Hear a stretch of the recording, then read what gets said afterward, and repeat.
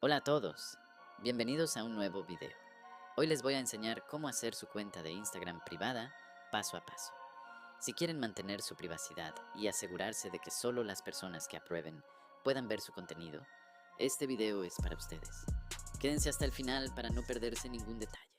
Vamos a empezar.